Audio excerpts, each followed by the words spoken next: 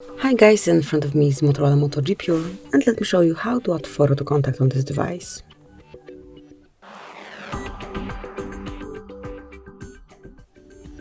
So at first open your phone dialer, then go to contacts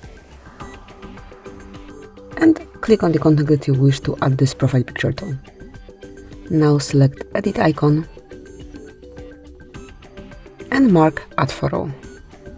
And here you can either take a photo if someone is sitting right in front of you, or you can choose something from your gallery.